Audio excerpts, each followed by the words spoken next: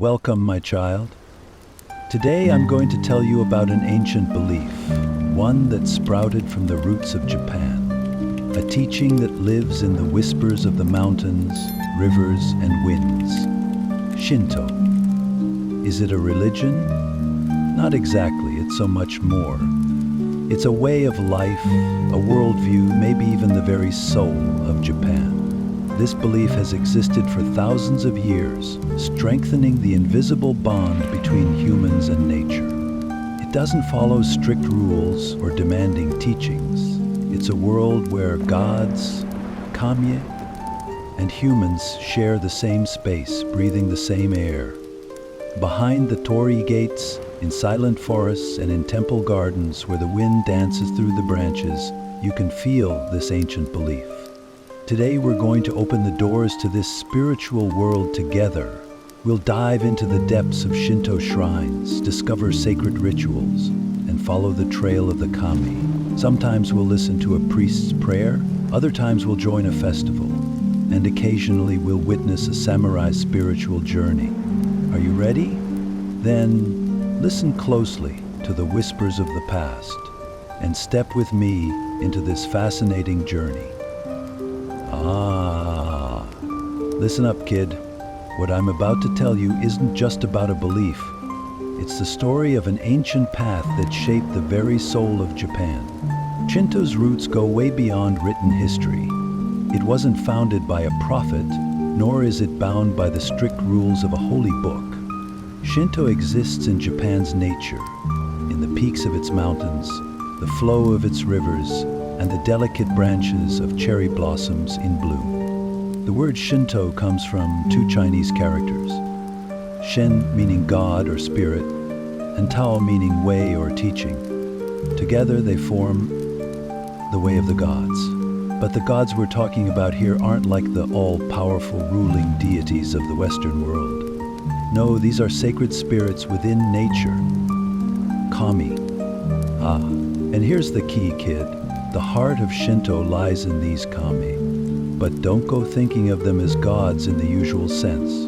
Kami are like the wind, not fully seen, yet never truly absent. They exist in the peak of a mountain, the cool waters of a river, the roots of an ancient pine tree, and sometimes even in the most ordinary of stones. A kami can be a protector bringing good fortune, but if disrespected, it can also become a force of anger. Some kami are the spirits of ancestors honored with deep reverence. Others give strength to warriors in battle.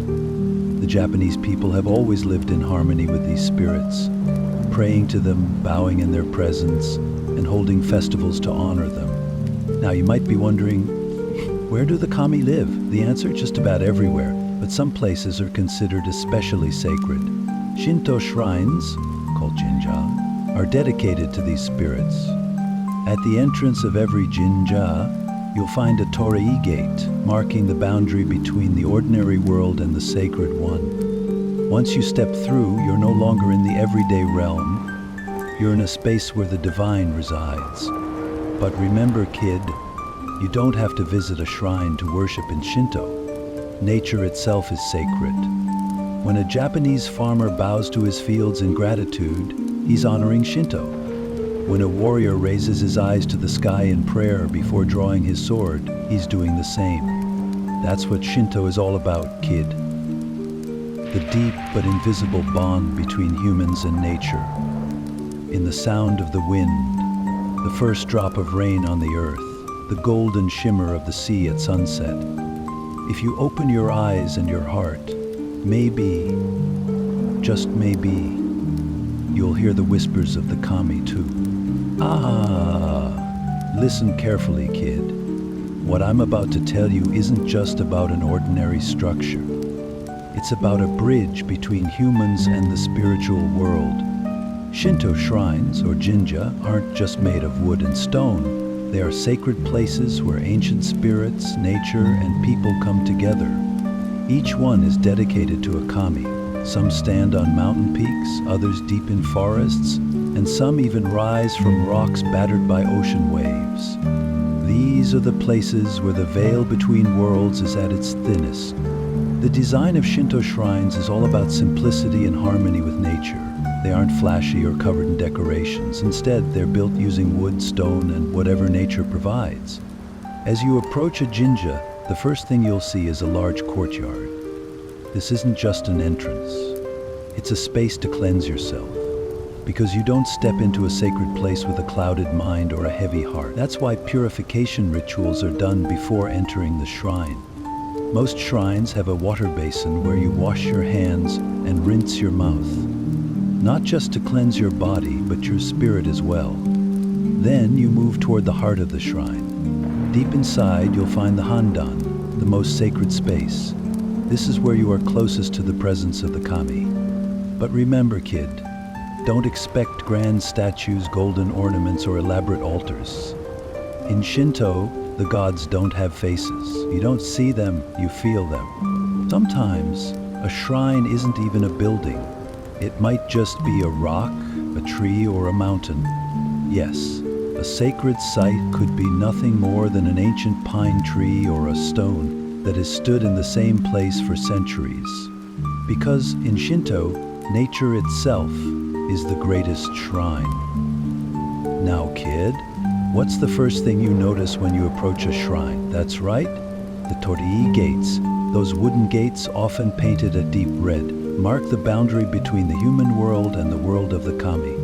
The moment you step through, you're no longer in ordinary space, you're in a sacred place where the divine can be felt. Torii gates come in different forms. Some are simple, just two wooden pillars. Others are more ornate with curved tops. But they all mean the same thing. Beyond this point is sacred. Step with care. Some torii even rise from the sea, like the famous one at Itsukushima Shrine. These gates, standing in the water, are like echoes of the spiritual world in our own. As the waves wash against their base, people bow their heads in respect. Ah! And whenever you pass beneath a torii, remember, kid, you might feel a slight weight on your shoulders. Because when you step into a sacred space, it's not just your body that enters, it's your spirit too. That's why the Japanese bow as they pass, walking slowly, offering prayers. The kami feel everything. And maybe if the wind stirs just right as you cross the threshold, you'll hear their whispers too. Kid, everything in this world has a spirit and essence. The clouds drifting across the sky, the ancient trees standing for centuries, the rivers flowing endlessly. They all move in an unseen harmony. And that, right there, is the heart of Shinto. Humans and nature aren't separate. They exist together as one. But to maintain this balance, to live in harmony with the kami, there is a path to follow, and that path is paved with rituals. One of the most important concepts in Shinto is purity. Anything impure pushes people away from the kami. But impurity isn't just about dirt or filth, it's about the soul too. That's why every Shinto ritual begins with harai, purification. I told you before that you need to wash your hands and mouth before entering a shrine, right? Well, that's not just some random habit, it's a sacred act. Water doesn't just cleanse the body, it washes the spirit as well. But harai isn't only performed at shrine entrances. Sometimes, a priest uses a sacred object called onanusa to purify a person, a group, or even an object. And sometimes, before big festivals, entire villages step into a river, letting the water carry away their impurities. In Shinto belief, things like death and illness are considered impure. Even though death is a natural part of life's cycle, it disrupts the spiritual balance of this world. That's why funerals are usually conducted with Buddhist rites, and Shinto shrines are kept far away from death. In fact, if a Shinto priest attends a funeral, they must go through purification rituals afterward, because the energy of death can disturb purity. Now, kid, have you ever noticed how the sky looks clearer and brighter after a big storm? That's what harai is like. It shakes you, but it cleanses you. Without purification, you cannot stand before the kami. But purification alone isn't enough. Humans must also communicate with the spiritual world, and that's where Norito Shinto prayers come in. Norito is different from prayers in many other religions. Most of the time, they aren't repeated from memorized scripts. Instead, priests or individuals speak from the heart when addressing the kami. However, some ancient prayers have been passed down through generations and are still recited during ceremonies. These prayers aren't just for making wishes. They're for expressing gratitude, thanking the kami for good harvests, and ensuring peace within the community. But prayer alone isn't enough, kid. When you take something, you must also give something back. That's why offerings are such an important part of Shinto worship. When you visit a shrine, you'll often see simple but meaningful gifts: rice, sake, salt, or fruit placed at the altar. These are tokens of appreciation for the kami. Sometimes people bring food they've prepared with their own hands for special occasions. A samurai might dedicate his sword to the kami after a victorious battle. But in Shinto, offerings aren't just physical things. Sometimes an offering is a song, sometimes it's a poem, sometimes it's a dance. That's why many Shinto shrines have traditional kagura dance performances, because the kami can feel the love and devotion behind every gift. Kid, if you ever find yourself at a Shinto shrine, remember this. Wash your hands, cleanse your heart, say your prayer, and leave an offering. Because everything in this world exists in balance. And if you take without giving back, your soul will drift away from that balance. Kid, if you really want to understand a people's soul, look at how they celebrate, how they come together, and how they pray. Because festivals, ceremonies, and traditions, they're not just about having fun. They're mirrors that reflect to society's memory, faith, and identity. In Japan, festivals called matsuri, deeply rooted in Shintoism, hold this kind of meaning. A matsuri isn't just a celebration, it's a bridge, a sacred connection between the past and the future. People honor the kami, purify their towns and villages, and pray for blessings, health, and prosperity. Some festivals begin with a quiet prayer, while others explode into the streets with the pounding of drums and waves of excitement. But at the heart of every matsuri lies one simple truth: the desire to reunite with the sacred. Now, kid, close your eyes and picture this.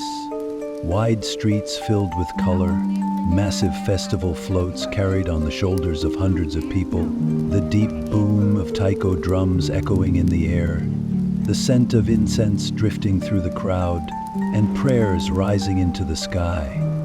This is the heartbeat of a matsuri. If we're talking about Japan's biggest and most famous festivals, we can't ignore Gion Matsuri. Every July, the streets of Kyoto transform into something out of a dream.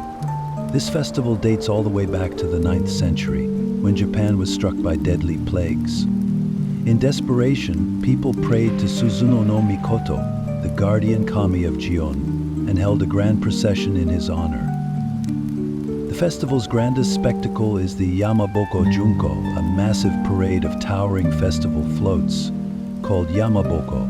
These wooden structures, decorated with elaborate silk tapestries, are so large that they require dozens of strong men to carry them. And here's something to think about, kid. These floats are built entirely without metal nails, just wooden joinery, an ancient carpentry technique that reflects both craftsmanship and Shinto's harmony with nature. And then comes the festival nights. That's when the real magic begins.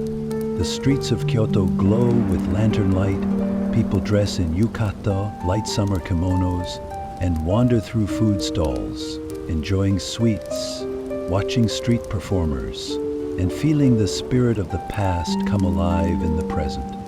If Gion Matsuri is Kyoto's greatest pride, Kanda Matsuri is the beating heart of Tokyo. Originally held in the 17th century to celebrate the Tokugawa shogunate's victories, this festival carries the grandeur of the Edo period. One of its most striking traditions is the procession of mikoshi, portable shrines carried through the streets. This act symbolizes the kami traveling among the people, mingling with the city itself. Carrying a mikoshi is a great honor, and the ritual is performed with incredible energy. Participants move together, shouting rhythmically as they march beneath the sacred structures. The sound of drums, flutes, and the roaring cheers of the crowd make the city feel as if it has stepped back in time. During this grand procession, it's said that the spirit of Shogun Tokugawa Ieyasu is honored. That's why Kanda Matsuri isn't just a Shinto festival. It's a tribute to one of the most powerful eras in Japanese history. Kid, Matsuri aren't just about honoring the kami. They're sacred threads that bind society together. At these festivals, the young learn the traditions of their ancestors, the old pass down their wisdom, and neighbors grow closer than ever. Because at a Matsuri, everyone is equal, whether noble or farmer, merchant or warrior. Beyond the grand city festivals, Japan is home to hundreds of smaller matsuri, each with its own story. Some celebrate the rice harvest, some honor mountain spirits, and others commemorate ancient battles. But they all share the same purpose: to strengthen the bond between humans and nature. And remember this, kid, if you ever get the chance to attend a matsuri, don't just be a spectator, be part of it. Feel the rhythm, the energy, the spirit of the crowd. Because the soul of a festival isn't just seen, it's felt. Kid, if you really want to understand who someone is, look at how they see their past and their ancestors. A person who forgets their history, who denies their roots, is like a leaf caught in the wind, drifting aimlessly, lost, with no sense of belonging. That's exactly why, in Shintoism, honoring one's ancestors is so important. The past isn't just something you leave behind.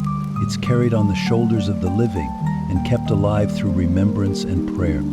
For the Japanese, ancestors aren't just shadows of the past. They're still with us, watching over us, guiding our way.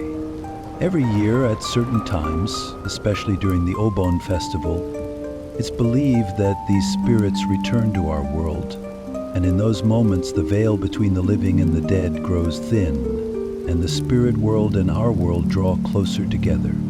Obon is one of Japan's oldest and most important traditions. It takes place in the summer, usually in mid-July or early August, across the entire country. But this isn't just another festival. It's a sacred time when spirits return home to visit their families. Obon's roots go back centuries to the teachings of Buddha and ancient Shinto beliefs. There's an old story that says one of Buddha's disciples, while meditating, saw the spirit of his late mother suffering in hunger and despair. Heartbroken, he turned to Buddha for guidance. Buddha told him that to bring peace to his mother's soul, he should make food offerings and help those in need. Over time, this act of kindness became a tradition, eventually forming the foundation of Obon in Japan. When Obon arrives, Japanese households go through a deep cleaning. But this isn't just about tidying up. It's a spiritual preparation. The souls of one's ancestors should return to a clean and welcoming home where they can find peace. Families place paper lanterns called chochin outside their homes. These lanterns act as guiding lights, helping spirits find their way. According to ancient beliefs, spirits follow these flames to return to the world of the living, and at the end of the festival, they leave again guided by the same light. And then, of course, the offerings. The offerings. One of the most sacred parts of Obon. People prepare their ancestors' favorite foods, fruits, rice, wine, and other dishes, and place them at shrines, both at temples and inside their homes. But this isn't just a formality. These offerings symbolize love and remembrance. Spirits don't return just to see their loved ones. They return to be remembered. And tell me, kid, isn't the greatest death of all being forgotten? One of the most beautiful moments of Obon is the Bonodori, a traditional dance performed in open squares and temple courtyards, with rhythmic drums setting the pace. It's more than just a celebration. It's a tribute, a way of honoring those who came before. And maybe, just maybe, it's one of the purest connections between the past and the present. Because when people dance, time itself seems to blur. For in that moment, It's not just the living who are moving. The spirits are there too, their presence felt in every step, every turn, every beat of the drum. In Japanese culture, praying to one's ancestors is a part of daily life. Just because they've passed on doesn't mean they're gone. They still watch over us, protect us, and guide us. That's why most Japanese homes have a small shrine called a butsudan, where family members place photos, incense, and small offerings to honor their ancestors. And here's something important to remember, kid. Praying to your ancestors isn't about asking for favors. In Shintoism, prayer isn't a request, it's a form of gratitude. The spirits don't expect wishes or demands from us. They only want to be remembered.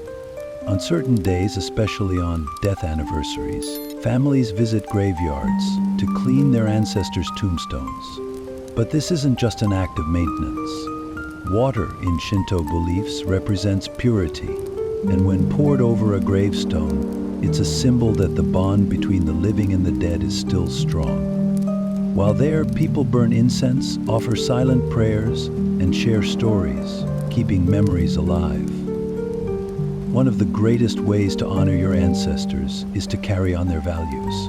In Japanese culture, bringing honor to your family and ancestors is just as important as your own personal achievements. That's why people often ask themselves, am I living in a way that honors my ancestors? And they shape their lives around that question. Kid, we're only here for a short time, but our memories, our actions, and our prayers, they last. In Shintoism, honoring ancestors isn't just about looking back, it's about shaping the future. Because one day we too will become ancestors, and our spirits will also wait to be remembered. That's why in Japan, ancestors aren't seen as relics of the past, they're living memories. And if you ever find yourself at an Obon festival in Japan, stop for a moment and take it all in. Watch the lanterns glow, see the incense smoke rise, listen to the prayers and the music, and look at the people dancing. And know this, you're not just surrounded by the living, the past is there too, the spirits are there. Because a society that remembers its ancestors never truly dies. Kid, there are some places in this world that aren't just piles of dirt and rocks. They're the homes of ancient spirits. Sacred places that hide the deep secrets of nature. In Shintoism, nature isn't just a landscape, it's a reflection of the gods. And because of that, Japan's mountains, rivers, and forests aren't ordinary spots. They're sacred lands where divine beings live. When you think of a river, don't just think of the flowing water, you should see its timeless wisdom. When you think of a mountain, don't just think of its towering peak, but feel its majesty and patience. In Shintoism, every mountain, every river, every forest has a spirit. And humans are meant to honor these spirits while living. There's a proud, snow-covered mountain in Japan's heart, Mount Fuji. But it's not just a geographical formation. It's the home of a kami, a divine being. Mount Fuji is dedicated to Konohana Sakuya Hime, a goddess. Legend says she's a spirit who makes flowers bloom and brings nature to life. That's why, for centuries, the people living at the base of Fuji have built temples, prayed, and approached the sacred peak with respect. But climbing Mount Fuji isn't for everyone. It's not just a physical journey, it's a spiritual purification. In the past, priests who climbed this mountain would fast for days, cleanse themselves, and purify their spirits. This journey was not just physical, it was a spiritual elevation. Many mountains in Japan, like Fuji, are seen as homes for divine beings. The temples built on their peaks help those who come there connect with the gods. When you venture deep into forests, you'll find stones and trees wrapped in sacred ropes called shimenawa, left over from ancient times. These are signs that a spirit has blessed this place. In Japan's rivers, kid, the sound of flowing water isn't just the sound of stones carried by the current. In that sound, you can hear the whispers of ancient gods. It's believed that some rivers carry souls to the afterlife. That's why rituals performed by the water bring peace to spirits. But remember, kid, these sacred places aren't just for humans. They're places where nature hides its own spirit, and they deserve respect. So, when you step into a Japanese forest, climb a mountain, or stand by a river, don't think you're alone. It's not just you and nature there. The spirits are with you. Now, let me tell you another story, kid. This one's not just about monks praying in temples, but about warriors. Those who live with honor and courage carrying swords. The samurai. When you think of samurai, what comes to mind? Maybe a sharp sword, an iron will, or the sounds of steel clashing on the battlefield. But know this, being a samurai wasn't just about fighting. Samurai weren't just warriors. They were followers of the spiritual path too. Shintoism played a huge role in a samurai's life. For them, battle wasn't just a fight, it was a test of the soul. That's why before every battle they'd go to temples to purify their spirits. They'd bless their swords, pray to the gods, and meditate to control the fear and ambition inside them. A samurai wasn't just a master of the sword. They were a warrior who trained their soul. A samurai's greatest weapon wasn't just their sword. Their greatest weapon was their spiritual balance.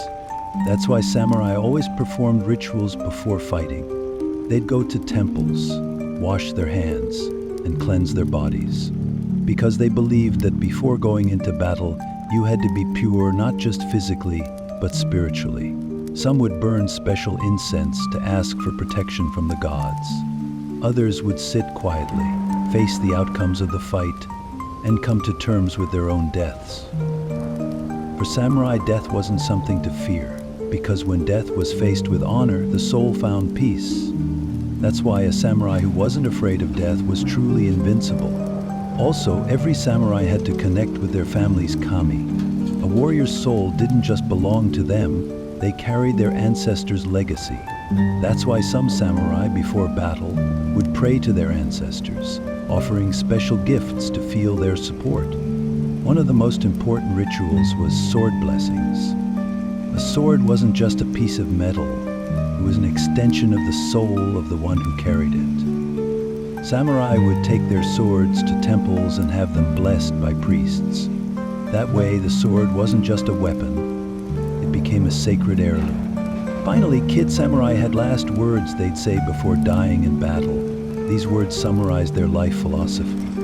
Most of the time, it would be a poem or a prayer. Because death wasn't just an end, it was a transition to another world. Shintoism and samurai culture aren't separate, kid. They're like two sides of the same river. Samurai lived in harmony with nature and the spirits, believing in their powers.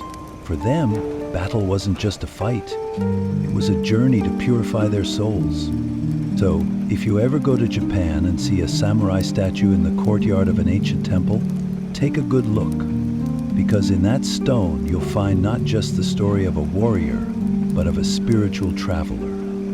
And remember, kid, what truly makes a warrior strong isn't their soul, it's their soul. Ah, my young friend, Shintoism isn't just a religion of rituals and festivals. It's an ancient tradition that touches the most important milestones of human life, accompanying the individual on a spiritual journey from birth to death. A person's arrival in the world, marriage, and departure from this world are surrounded by sacred rituals and profound meanings.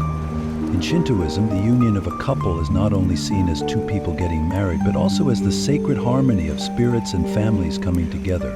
Traditional Shinto weddings take place in the peaceful and mystical atmosphere of temples. The bride wears a white kimono and a special headpiece called a tsunakakushi. This headpiece symbolizes the concealment of the bride's anger and jealousy, because marriage should represent harmony and serenity. During the wedding ritual, the couple is blessed by a Shinto priest called a kannushi and undergoes a purification ceremony. Then, one of the most well-known rituals, sanmankudo, is performed. In this ritual, the bride and groom take 3 sips of sake served in 3 different sized cups. The number 3 is considered sacred in Japanese culture, and these sips symbolize loyalty, harmony, and abundance. A newborn baby is taken to the temple on the 31st or 33rd day after birth and offered to the gods. This ritual is called miyamairi, and prayers are offered for the baby to live a long, healthy, and happy life. The parents write their wishes on small wooden plaques called ema and leave them in the temple gardens.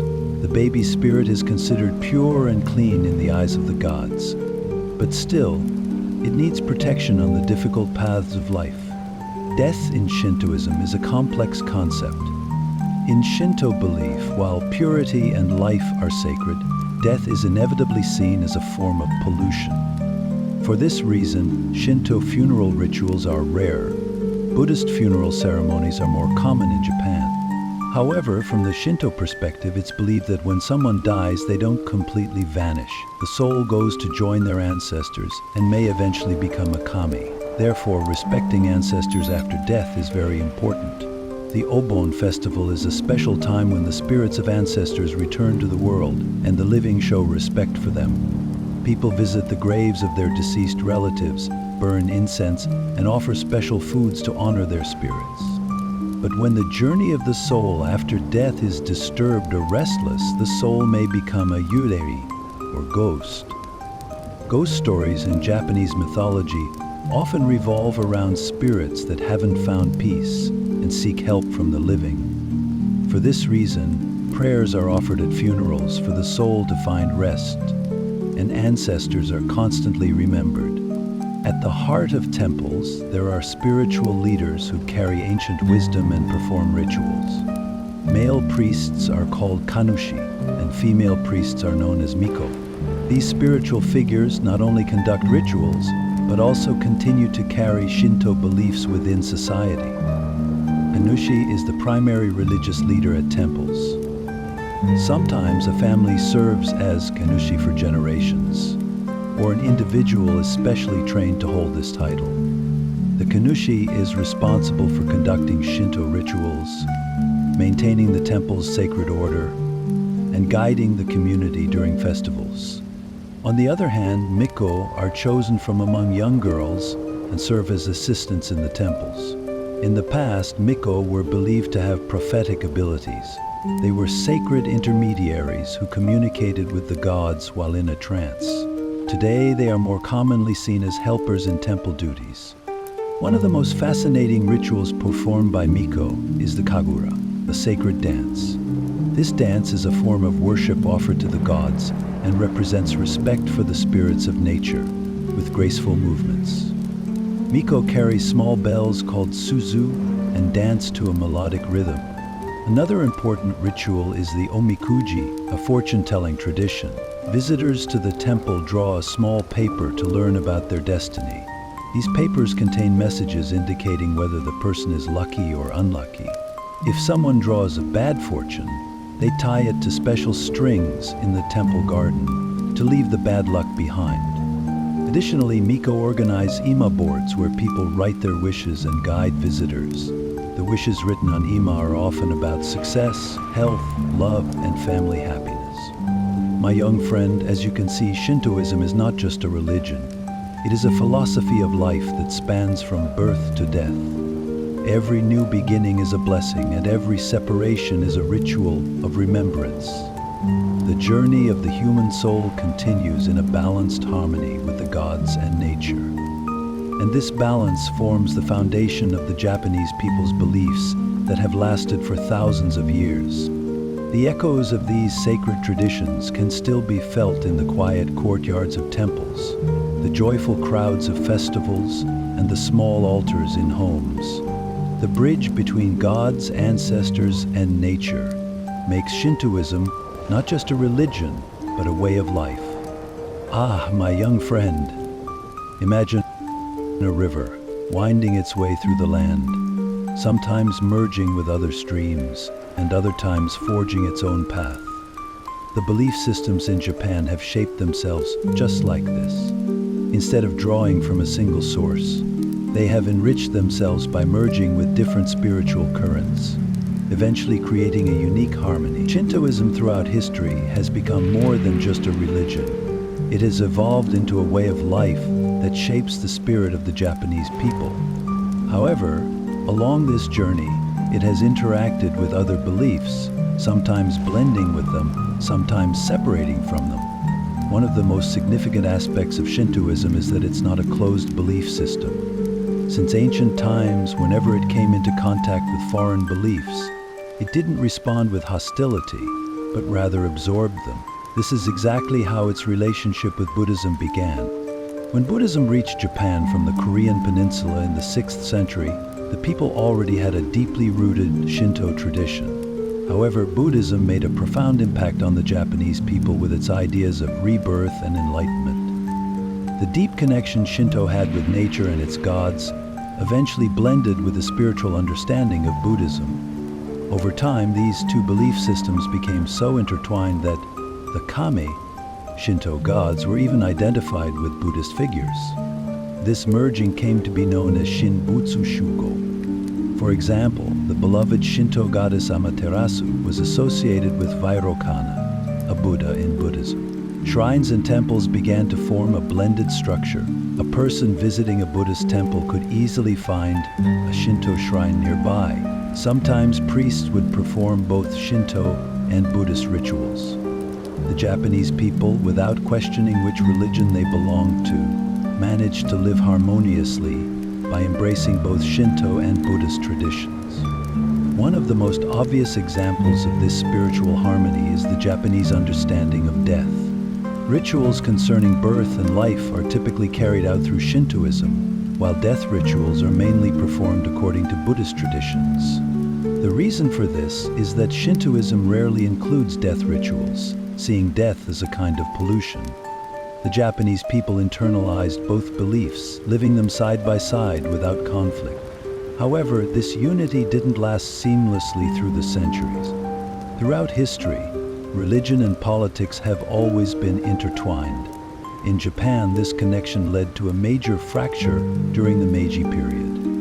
The Meiji Restoration of 1868 set Japan on the path to modernization under the influence of the West. But this process didn't just bring about an economic and political transformation. It also deeply shook the religious structures. The Meiji government decided to make Shintoism the state religion in order to strengthen Japan's national identity. A reform called Shinbutsubunri was initiated during this period. This reform aimed to completely separate Buddhism and Shintoism. This separation process led to major changes in Japan's religious landscape. Buddhist temples and Shinto shrines, which had once been intertwined, were now forced to separate.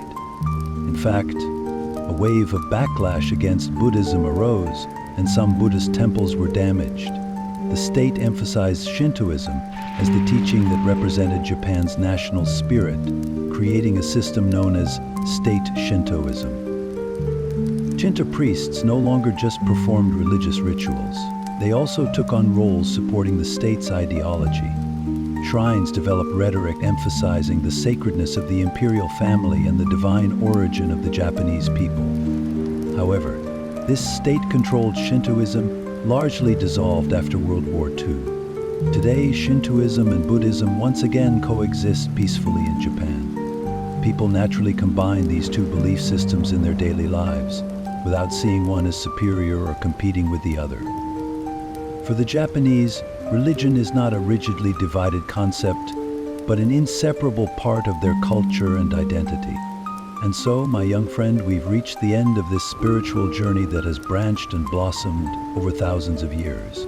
Shintoism continues to exist as a way of life, where nature, gods, and humans are all interconnected. Sometimes it merged with Buddhism, other times it separated. But it has always remained a source that nourishes the spiritual world of the Japanese people. Even today, you can feel its echoes in the quiet courtyards of temples, in the prayers whispered at the Torii gates, and in the laughter that rises during festival gatherings. The secret of Shintoism is not hidden in strict rules or dogma, but in its fluidity. Like a river, it can change shape, but never loses its essence. For the Japanese people, Shintoism is not just a belief. It is a connection with nature, ancestors, and gods. Now close your eyes and imagine. The wind blowing at the peak of Mount Fuji, paper prayers gently fluttering in front of a temple, the mikoshi carried joyfully during a matsuri. All of these are reflections of the Shinto spirit. And you, my young friend, if one day you visit Japan's temples, you might hear an ancient voice whispering in the wind as you pass through a Torii gate. That voice could be the voice of a wise one, telling the ancient stories of nature and the past. Now take this knowledge and place it in your heart, because history is not just a story told, it's a legacy that continues to live with us. I wish you a journey full of peace and wisdom.